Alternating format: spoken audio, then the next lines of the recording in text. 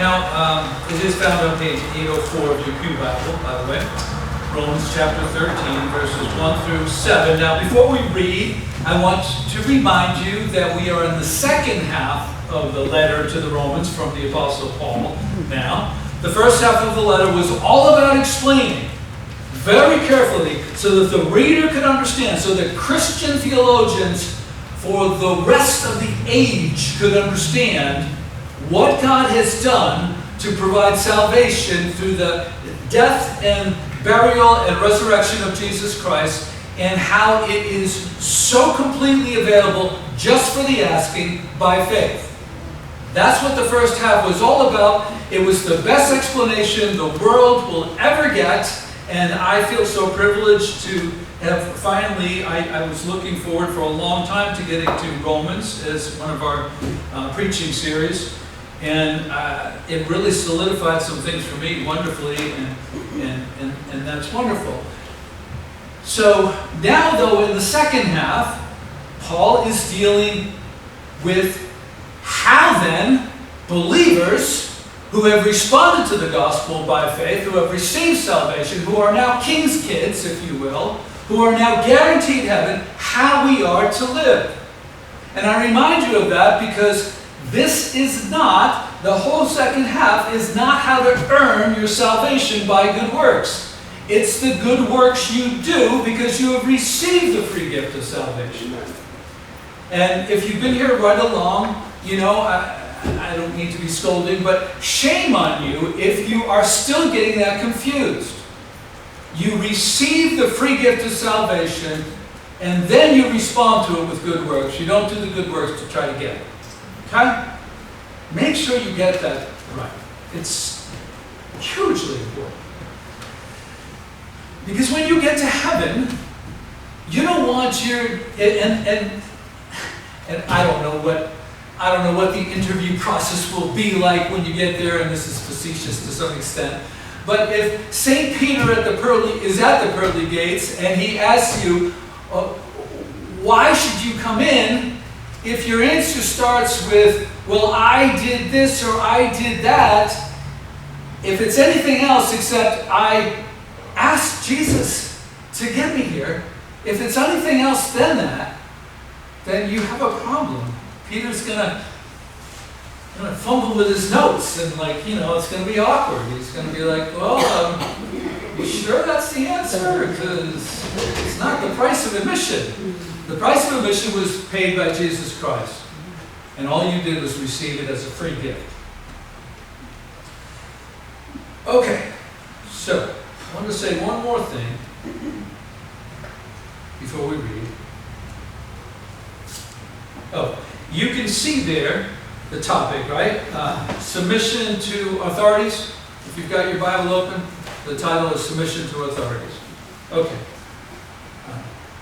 Let's read it. Romans 13, 1 through 7. Everyone must submit himself to the governing authorities, for there is no authority except that which God has established. The authorities that exist have been established by God. Consequently, he who rebels against the authority is rebelling against what God has instituted, and those who do so will bring judgment on themselves. For rulers hold no terror for those who do right, but for those who do wrong. Do you want to be free from fear of the one in authority? Then do what is right, and he will commend you. For he is God's servant to do you good. But if you do wrong, be afraid, for he does not bear the sword for nothing. He is God's servant, an agent of wrath to bring punishment on the wrongdoer. Therefore, it is necessary to submit to the authorities, not only because of possible punishment, but also because of conscience. This is also why you pay taxes, for the authorities are God's servants who give their full time to governing. Give everyone what you owe him. If you owe taxes, pay taxes. If revenue, then revenue. If respect, then respect. If honor, then honor. Okay. Well, The good news here is, at least we're not trying to answer the question of the legitimacy biblically of the American Revolution. However, we have quite a challenging task in front of us to understand what Paul is teaching us and how it applies to our lives. So, he begins with verse 1. Everyone must submit himself to the governing authorities, for there is no authority except that which God has established. The authorities that exist have been established by God. Now, we probably shouldn't lose sight of the fact that Paul is writing this letter to believers where? Rome. In the capital city of the entire Roman Empire. If Rome was anything like Washington, D.C., and I've been there a few times and I hear it talked about all the time, pretty much everything in Washington, D.C. revolves around politics and government. It's how almost, this is maybe exaggerating, but it seems like that's how almost everybody is employed in government or in related industries to the government. Everybody has an opinion about this or that. And if Rome is like that, then it's very fitting that Paul would address government authorities, especially to these folks. Furthermore, I'm quoting now from my commentator, Paul may have been aware that the Roman Christians were in particular need of such advice, since there is evidence that various groups in the capital, including Jews, were agitating against the paying of taxes at about this time.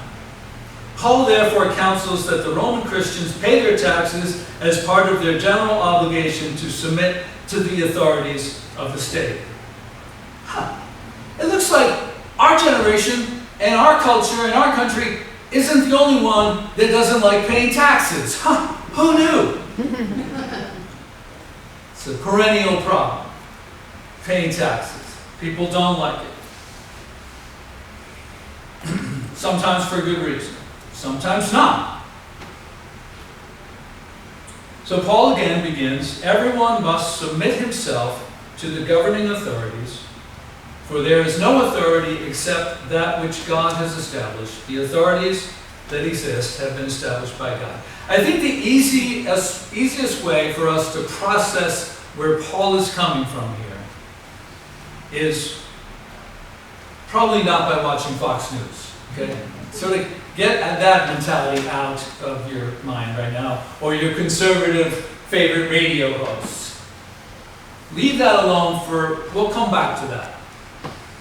I think the easiest way to process here is to take it very personally, our personal experience and relationship to the governing authorities. In other words, God knows exactly the situation of your life right now and the governing authorities in your life right now.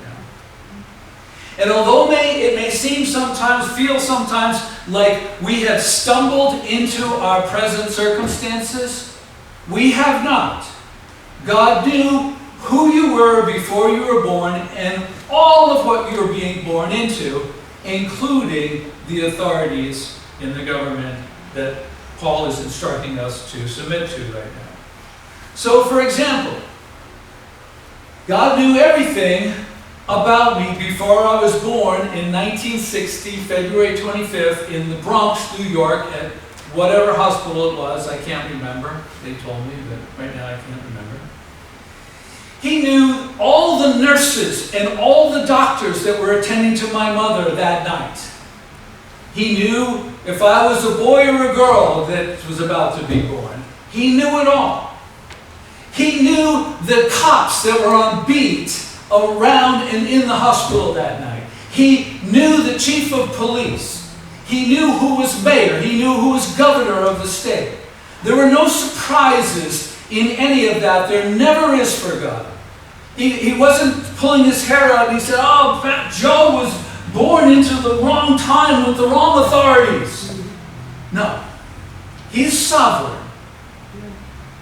He knows and has it under control. My dad, I don't know if he did, it was different back in those days. The men didn't hang around too much. The birthing room, I don't think, they came later with a box of cigars or something. I don't know how that worked. But he might have been working that night. He was a New York City firefighter. But if he came to the hospital that night, he was to drive the speed limit on the way and not exceed the speed limit, or he would get a ticket.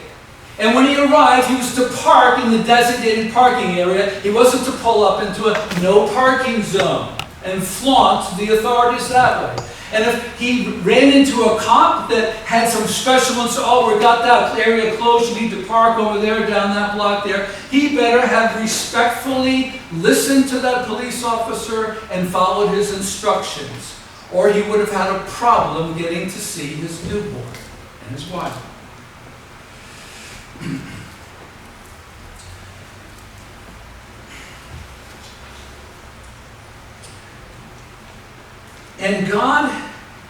And because God is very interested in our living in a civilized and orderly society, He's really into that.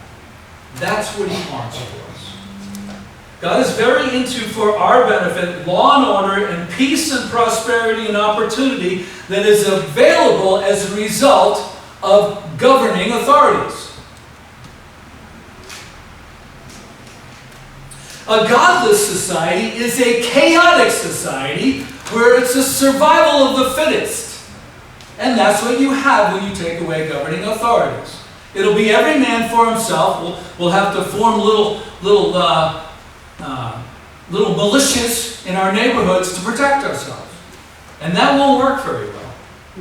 We enjoy so many benefits because of governing authorities, and this is by God's design that we enjoy those benefits.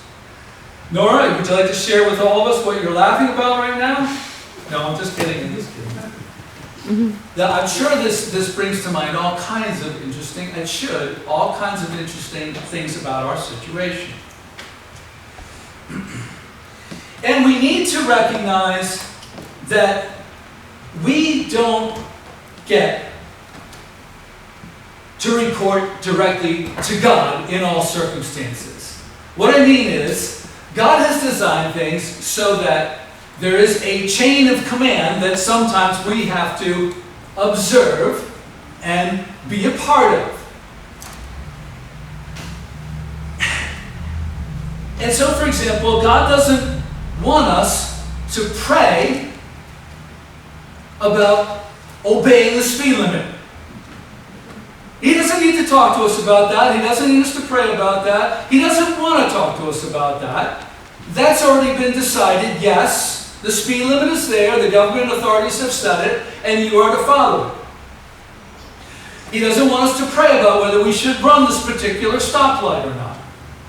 He doesn't want us to pray about this item that we really like in the store. Maybe this time we'll steal it rather than pay for it.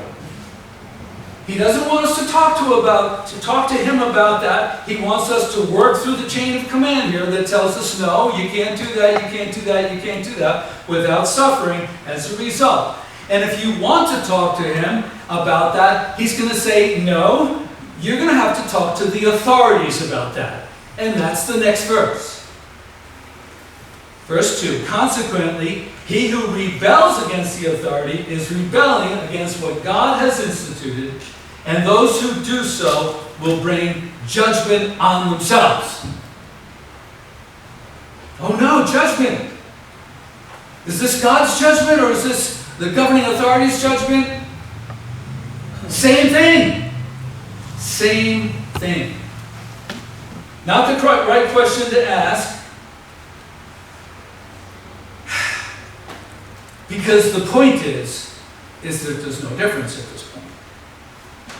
We shouldn't be trying to separate out the two. Oh, woe was me, the guy in jail. Oh, woe was me, I stole a car and got caught, so I'm doing some jail time because the big bad government is punishing me. But God isn't punishing me. He loves me. Yes, God loves you, and He's punishing you. because he loves you. If he does love you, because you've become one of his. From Hebrews, the Lord disciplines those he loves, and he punishes everyone he accepts as a son.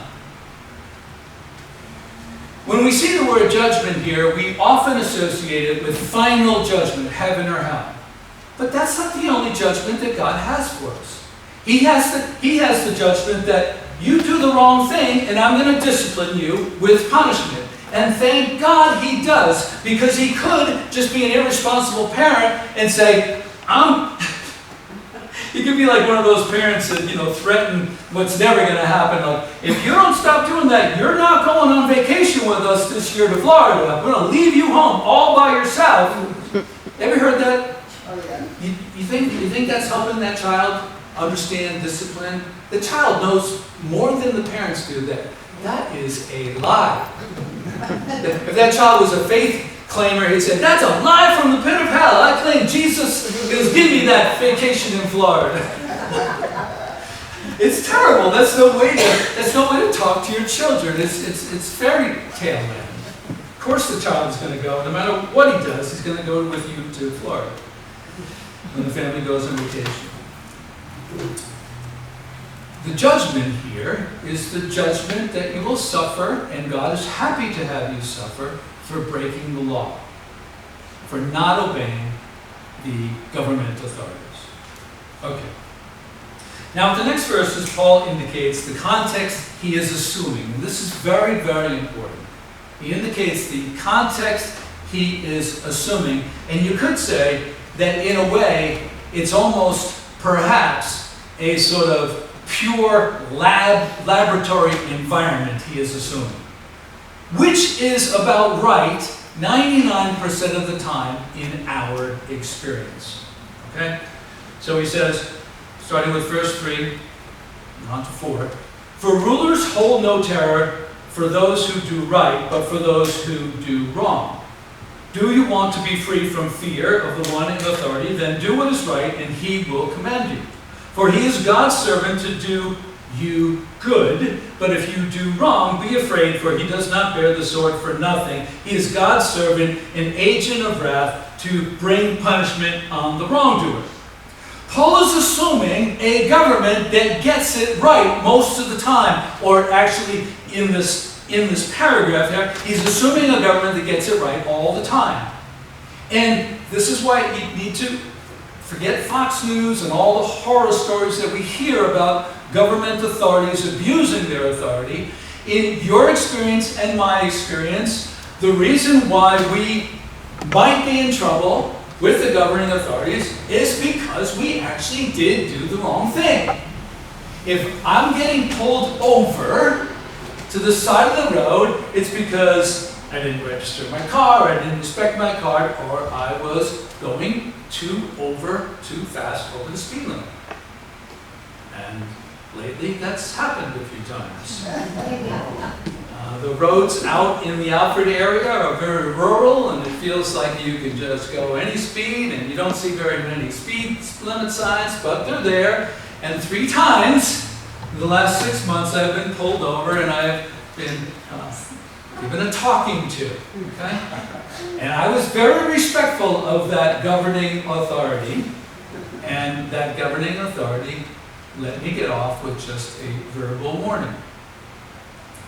Because he's trying to do the right thing. He doesn't want to just punish me for no good reason. He wants to warn me that this could get us all in trouble. And why do we have speed limits? For safety, right? Because certain neighborhoods you just can't do 70 miles per hour like you can Route 95 around here. Okay. I realize that I'm saying a lot of stuff that we already realized, but sometimes we sort of forget this stuff. In our daily experience, the governing authorities aren't pulling us over for all the wrong reasons. They're pulling us over for the right reasons. If you're building an addition on your house, the governing authorities want you to go through the inspection process and the permitting process. Why? We'll drive around some of the neighborhoods in Maine, and look at some of the additions disintegrating and falling off of homes, ruining the neighborhood, ruining all the investment that they did, the governing authorities are there to help you build the addition properly. Not to give you a hard time, not to collect a little fee for it. And they do that, and it's wonderful. And I've built additions and homes, and sometimes, even if you think you know what you're doing, sometimes that code enforcement officer points out something that you missed, and it's very important to get right. This is our daily living with governmental authorities. This is not the sensational abuse of authority. Paul is not talking about that. He's talking about the normal experience of good and righteous government. Now, we know there are exceptions, and we'll get to that. When I was in Nashville, I visited the Country Music Hall of Fame and Museum.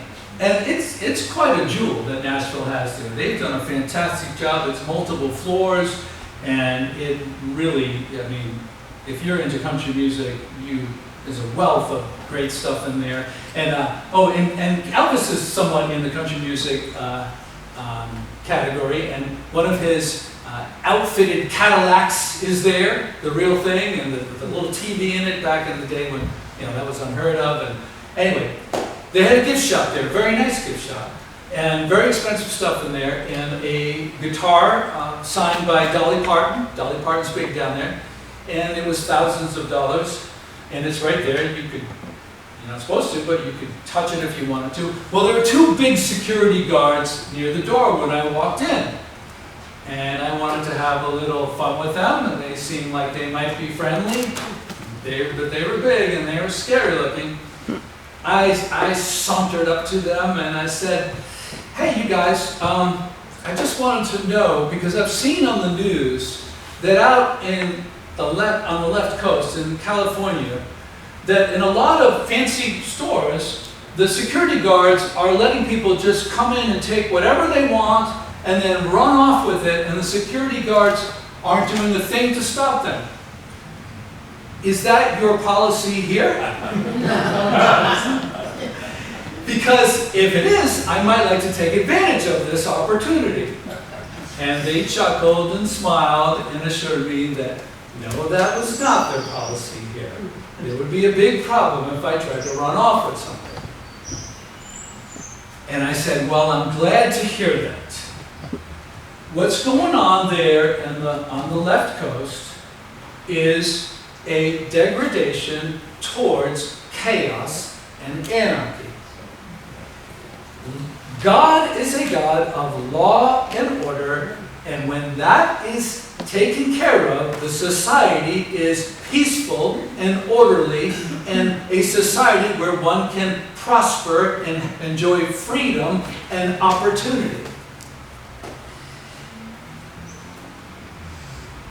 There are some who just don't understand that, on the left coast, for example, and in our midst too, right here in Maine. But there are others who are purposely trying to bring that about, because that's one of the ways that communism and dictatorial rule is introduced. And these people, I'm not making this up, these people will admit it. They're registered communists, and this is their intention for the society out there and everywhere that they can bring about that downfall of what we enjoy now with a much stronger, less free, less opportunity type of government that when things get desperate enough, people will welcome with open arms, because even that is better than chaos. Yeah. So, that's not godly. That's anti-God. That's chaos. God is law and order, and it is our duty to participate in law and order by respecting those in authority over us.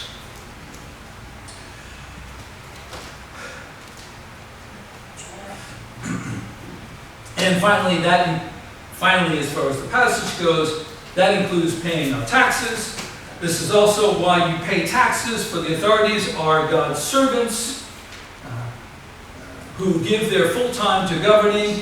They give everything that you owe him. If you owe taxes, pay taxes. If revenue, then revenue. If respect, then respect. If honor, then honor.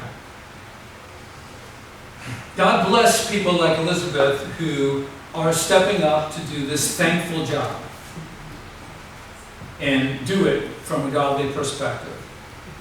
But even the folks who step up to do it from an ungodly perspective, we've got to realize that they're doing what many of us are not willing to do. They're serving us, and we know about the people who are really serving themselves, but most of them, whether we agree with them or not, are doing it to serve us, and therefore we need to be respectful of that.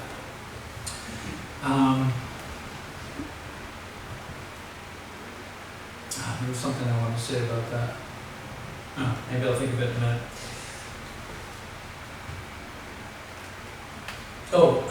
Serving, talking about serving. Back in verse 4, the word, they are God's servants, talking about the government leaders, the word is diakonon. The same word we use for deacon. God's servants. God's servants. That's kind of powerful to realize that. Okay. I'm not trying to answer the American Revolution question when I say this. But God's agenda for the disciples of Jesus Christ is not revolution. God's agenda for the disciples of Jesus Christ is not world improvement. This world is going to hell. God's not trying to breathe new life into it, except possibly as a byproduct of our love and service to Him, our love and service to one another, and our love and service to the world around us. If with that as our first calling and motivation, we happen to, answering God's call as Elizabeth believes she is, we happen to bring improvement to the government, then great. That is God's will. But God's not raising a bunch of zealots. That was a problem in Israel. There were zealots that were always rebelling against the authority that they had come under. The reason why Israel was occupied by Rome, for example, is because they had rebelled against God, and God allowed Rome to come in and occupy them. They had been unfaithful, and they were suffering now through government authorities as a result. Even being conquered as a nation as a result. So,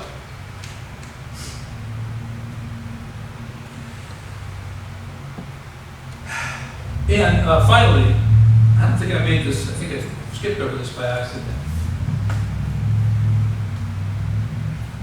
There is no excuse for not submitting to government authority in the process of governing that we are privileged to have in this country and in our constitutional republic. And that is, at the very least, going and vote. If you don't do that, you are not submitting to the authority of the system. If you do not do it intelligently and carefully and with prayer, then you are not submitting to the system. You're in rebellion to the system because the system calls on you to do that. This is a government for the people, by the people. If you're not voting, you're checking out. And then from there, voting might be supporting a candidate or two with your giving. And from there might be campaigning for a candidate or two or party with your support and going out and doing whatever you do in campaigning. Elizabeth, should I add something to that list? Okay. All kinds of volunteer opportunities, Yeah. stuffing envelopes and driving people to doors. But you do that not because the answer is better government, but it's what God has called you to do because it is the product of your service for Him. It's your particular calling. And the byproduct will be, if you get your righteous candidates elected, will be an improvement. Because we need righteous candidates in government. Ones who understand morality, who understand what's right and what's wrong. Okay. This is I'm taking some extra time, but we're almost done. Because this is a difficult one. It's a difficult one to get ourselves lined up with. And I'm like many of you. I like to rail against the government. I think it's a travesty that we have a president right now who obviously is so cognitively challenged. This is the president, that's the leader of the free world. This is the most important position in the world. And we were lied to back 4 years ago because we saw that he was cognitively challenged then. That, I didn't write all that in there. I'm just letting you know that I'm in the same boat with you. This is challenging. This is difficult stuff to work through, but this is the Word of God that we have here. Okay, so there's a lot more that could be said. There are exceptions. There are obvious exceptions. Was it right for German citizens to submit to Hitler gathering up the Jews? Hitler didn't do that personally. He had citizens of Germany going out and gathering the Jews and telling on their neighbors who were Jews and informing, oh, these people, Corrie ten Boom, these people are hiding Jews. That was in Holland, but it was part of the Nazi regime after Holland was conquered. Does this passage give the Christian excuse to not stand against evil when it is coming from government authorities? In other words, does the German citizen have an excuse? Well, Hitler told me to do it, so I did it. It's not my fault. Quoting a bit from my commentator, Dr. Wu, Paul's teaching in this paragraph appears to be quite straightforward and is indeed paralleled in other New Testament books. And he references Peter, for example, 1 Peter, where 1 Peter says, submit yourselves to the Lord's, for the Lord's sake, to every authority instituted among men, whether to the king as the supreme authority or to governors who are sent by him to punish those who do wrong. Very similar to our passage. So it's not a one-off, this passage we're studying. Dr. Mook continues, nevertheless, the apparently absolute command to do what rulers tell us to do creates problems for most Christians, as it should.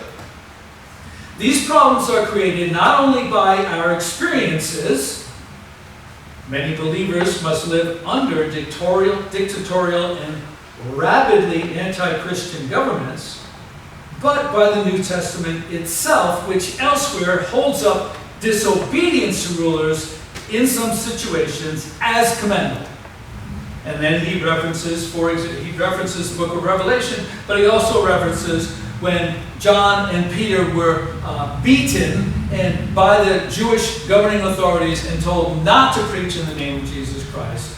Here was their answer. But Peter and John replied, judge for yourselves whether it is right in God's sight to obey you rather than God. For we cannot help speaking about what we have seen and heard. And they defied the governing authorities and continued to preach the gospel. And that is obviously, as it is presented, it was the right thing for them to do. Moo continues. The problem thus created by this passage has been solved in several ways.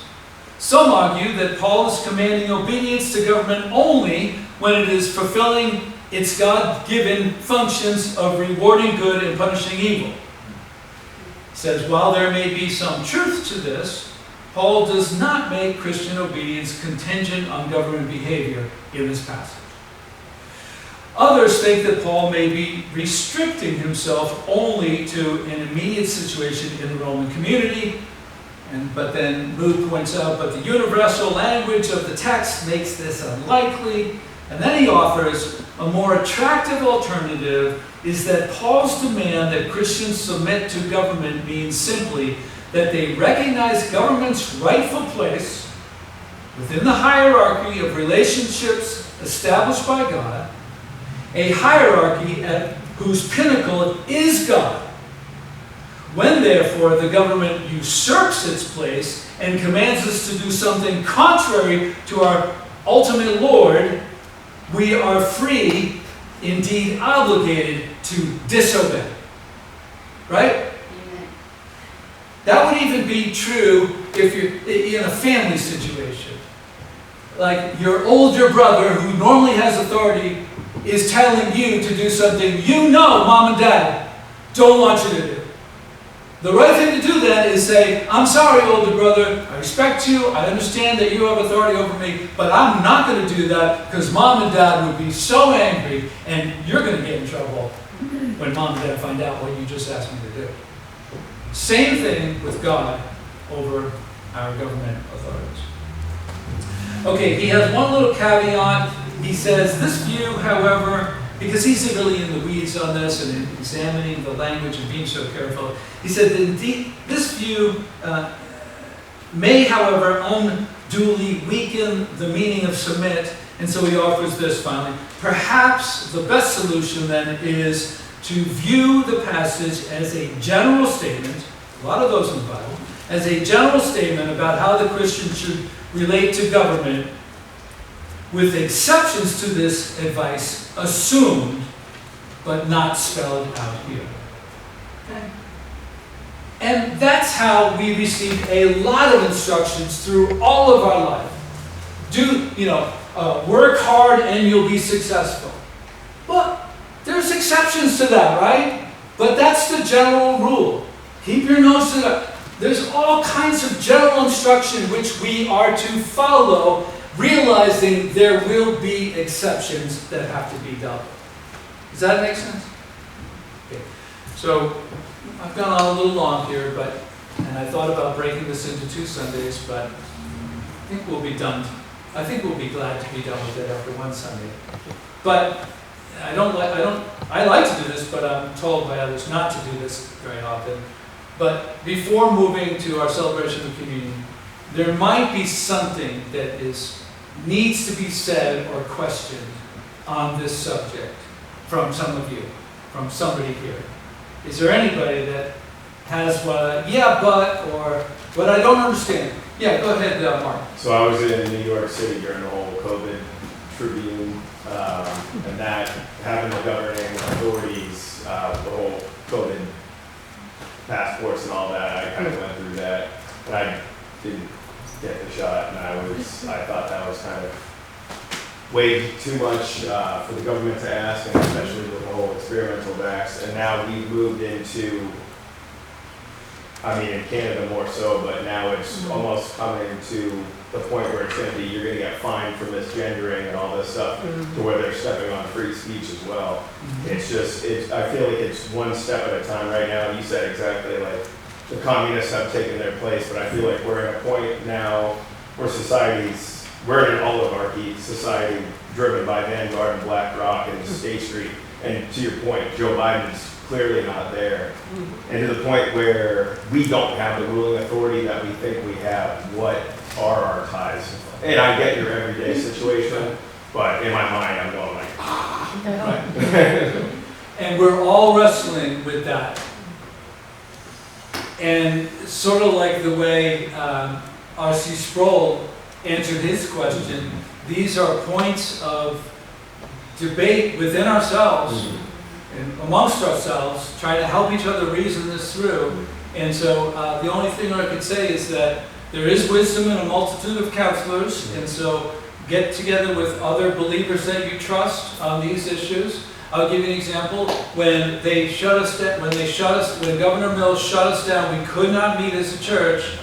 I was ready to defy that, right out of the box. And the board overruled me on that. And so I took that as my governing authority. My board told me no. And so these are, I didn't get the vax either. I didn't have to, but I respect these people. You know, I didn't have to, like Army soldiers had to, for example.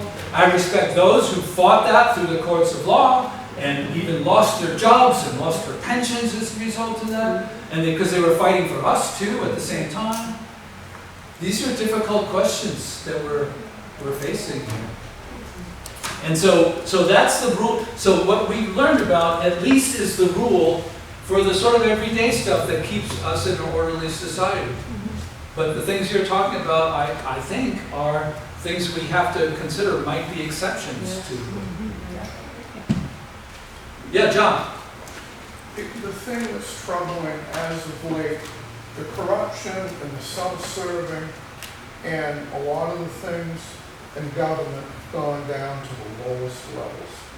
Town governments, a lot of people on boards, and this is an incredible change in the last 5 to 10 years. Yep.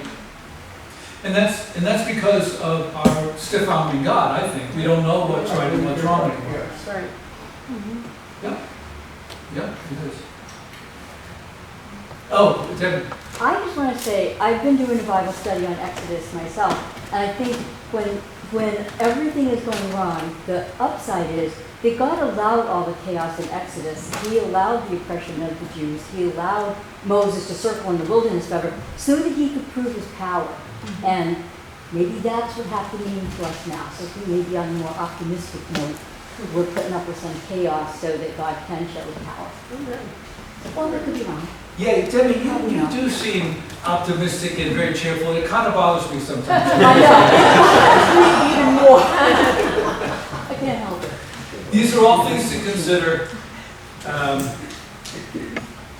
I appreciate the conversation. I see other faces with the heat and all ready to move on. So thank you for those responses, though. And you know, the learning doesn't stop at the end of the sermon, right? Let's process this kind of stuff together.